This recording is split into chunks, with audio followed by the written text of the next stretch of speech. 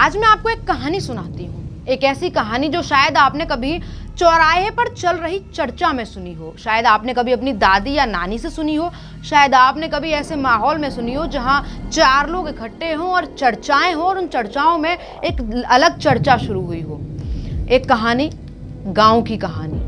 लोग कहते हैं कि वहां जब कोई महिला गर्भवती होती है तो उसे हिदायत दी जाती है, समझाया जाता है कि रात के समय किसी सुनसान रास्ते पर मत निकलना, किसी पराये मर्द के सामने मत पड़ जाना, किसी पेड़ की छाया तुम्हारे ऊपर नहीं पड़नी चाहिए। और इनमें से कुछ भी अगर ऐसा हो जाता है तो महिला के साथ ऐसा माना जाता है कि नेगेटिव एनर्जी पीछे पड़ जाती है और महिला के बच्चे को खराब कर देती है।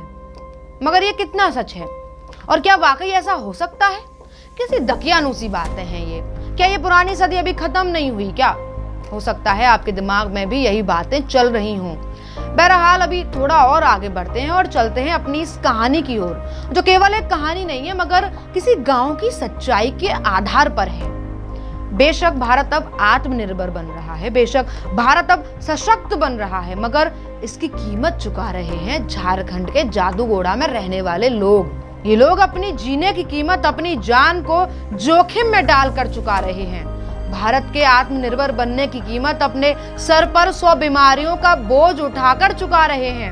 भारत को सशक्त बनाने की कीमत अपनी जान की बाजी लगाकर चुका रहे हैं। भारत अब न्यूक्लियर पावर बनता जा रहा है, मगर क्या आपको पता है कि ये पावर कहां से आती है और किस कीमत पर इसे प्रयोग किया जाता है? झारखंड के जादूगोड़ा में रहने वाले लोग परेशान हैं इस बात से कि जब उनके घर नन्हे बच्चे की किलकारी गूंजने का समय आता है तो वे लोग चिंतित हो जाते हैं, ये सोचकर कि कहीं बच्चा मरा हुआ पैदा ना हो या बच्चा किसी बीमारी से ग्रसित ना हो। हम उसी झारखंड की बात कर रहे हैं जहां यूरेनियम खदानों पर भारत के न्यूक्लियर सपनों का पूरा भार है। पहले थोड़ा जानकारी ले लेते हैं। झारखंड के जादूगोड़ा और तोरामडीह में यूरेनियम खनन से निकलने वाला रेडियो एक्टिव कचरा स्थानीय निवासियों के लिए गंभीर स्वास्थ्य संकट बन चुका है। इन क्षेत्रों में टैलिंग पॉन्ड या टैलिंग तालाब बनाए गए हैं जहां यूरेनियम खनन के दौरान उत्पन्न होने वाला रेडियो एक्टिव कचरा डाला जाता है। स्थानीय निवासियों का कहना है कि टैलिंग तालाबों से निकलने वाला रेडियो एक्टिव पानी उनके जल स्रोतों को प्रदूषित कर रहा है, जिससे पानी का उपयोग करने पर स्वास्थ्य समस्याएं उत्पन्न हो रही हैं।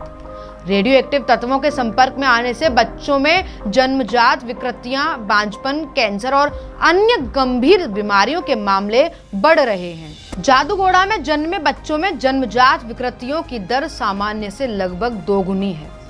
हालांकि uranium corporation of India limited का कहना है कि उनके द्वारा किए गए उपायों से रेडियो एक्टिव कचरे का प्रभाव न्यूनतम है और वो सुरक्षा मानकों का पालन कर रहे हैं, लेकिन स्थानीय समुदाय और पर्यावरणीय संगठनों का कहना है कि इन उपायों से समस्या का समाधान नहीं हो रहा है और निवासियों की स्वास्थ्य और जीवन सुरक्षा खतरे में है। यह स्थिति इस बात की ओर इशारा करती है कि विकास और ऊर्जा उत्पादन के नाम पर पर्यावरणीय और मानवाधिकारों की अनदेखी नहीं की जा सकती। स्थानीय निवासियों की आवाज को सुनना और उनकी समस्याओं का समाधान करना सरकार और संबंधित कंपनियों की जिम्मेदारी है और आज भी वहां के लोग इंतजार कर रहे हैं केवल इस बात का कि कब सरकार के लोग आएं और उनकी समस्याओं का समाधान करें। लोग इंतजार कर रहे हैं आज भी इस बात का कि प्रशासनिक अधिकारी उधर आएं और उनकी परेशानियों की ओर ध्यान दें।